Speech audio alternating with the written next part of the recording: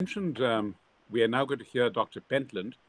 Sandy Pentland directs MIT's Human Dynamics Laboratory and the MIT Media Lab Entrepreneurship Program and co-leads the World Economic Forum Big Data and Personal Data Initiative. He's also a founding member of the advisory board for Nissan, Motorola Mobility, Telefonica, and a variety of other startup firms. He helped create and direct MIT's Media Laboratory, the Media Lab Asia laboratories at the Indian Institutes of Technology, and Strong Hospital Center for Future Health. He was named some years ago by Forbes magazine as one of the 7 most powerful data scientists in the world. Sandy, it's a pleasure and a privilege to have you with us at this early hour on the West Coast.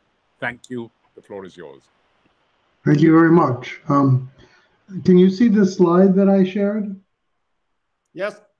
Very good. Yes, sir. So Tuan asked me to talk about data for peace, of course. And I have a few thoughts about that, including some things which I think are should provoke some discussion. So I was part of what the Secretary General at that time called the data revolutionaries when the Sustainable Development Goals were put together. Because a lot of what I study is how we can understand human societies better using data and therefore craft policies that really work.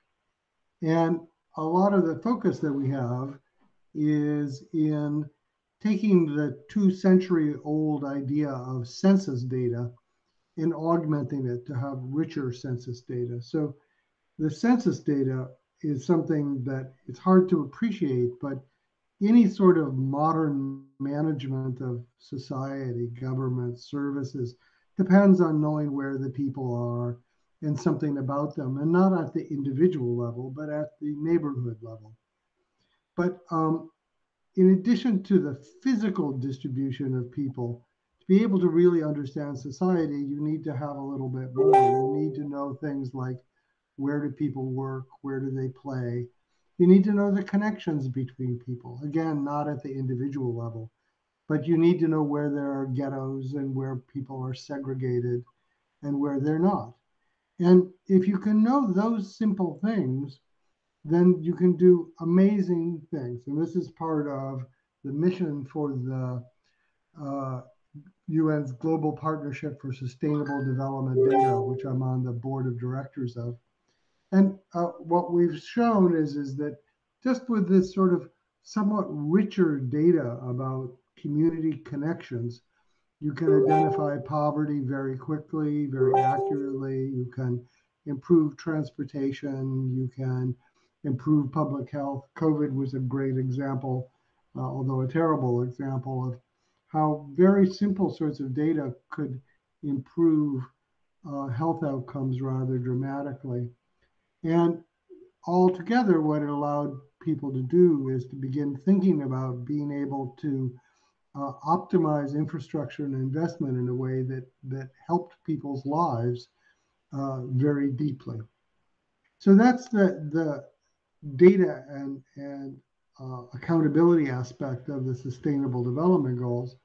But today is about peace. And what does data have to do with peace? And the observation is that war often starts from mutual suspicion. One group doesn't interact with another group, and they begin suspecting that the other group is cheating or doing nefarious things.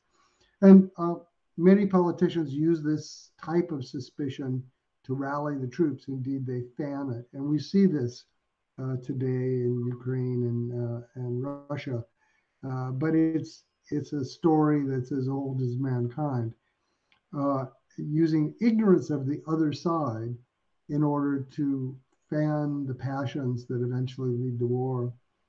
And what I would propose is that just as in the Sustainable Development Goals, one can use data to begin to better know the situation and better find solutions.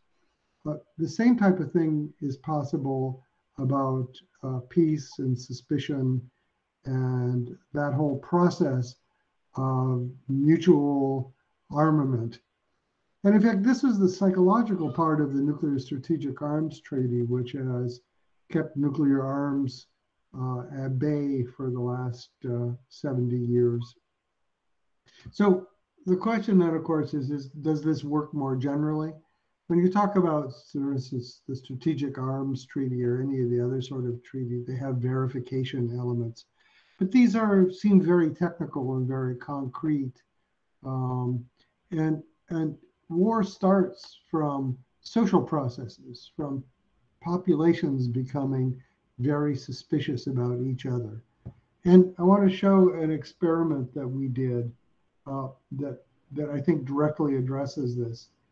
So we did an experiment with some 5,000 people, demographically balanced across the US. And I should mention this was recently independently verified by Stanford in an experiment of sampling 30,000 people across the US.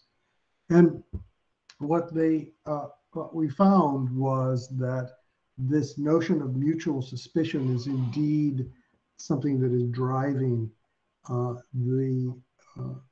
the urge for unconventional, unethical behavior.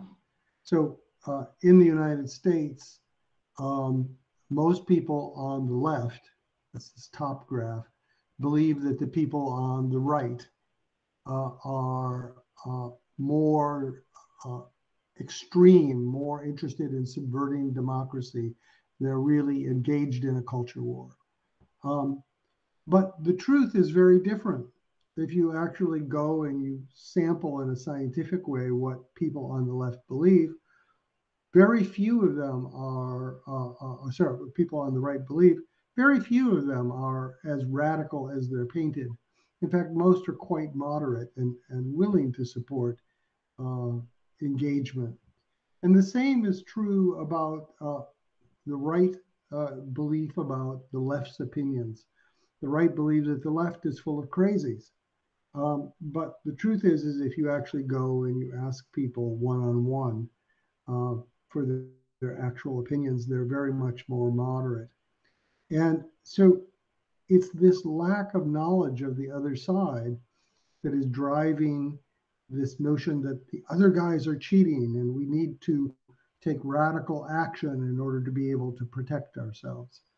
And I put peace and war up here, and in the United States, it's not that extreme yet, but it's perhaps closer than we would like to believe.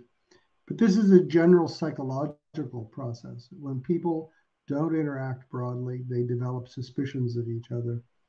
And what we found is that just showing people what we showed you just now, in other words, this notion of what the real beliefs are of the other people, has a dramatic change on people's beliefs and their ability, their willingness to subvert democracy, their willingness to promote radical effects.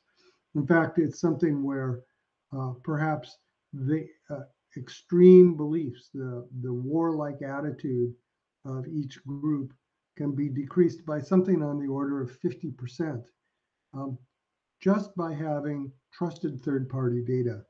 And this is the sort of thing that I think that the UN in particular could be very good at, is what are the actual beliefs of the people in each of these countries? Are they actually trying to subvert the peace, or are they not? Now, this may not apply very much to a situation like the Ukraine Russian war, because that seems to be something that comes generally from a small coterie of people at the top. But if the Russian people had been much more aware of what was happening or had much more access to true opinions about the Ukrainians, it would have been much more difficult for the people at the top to fan the flames of war. So just as data is critical in understanding how we can address poverty and inequality and the other sorts of problems that we have, this sort of data about people's attitudes, about people's beliefs, is something that has the potential, the demonstrated potential, to really damp down the winds of war before they really get started. So I'm just going to stop there with that provocation, as they say, and hopefully that will promote some interesting discussion and some interesting thoughts.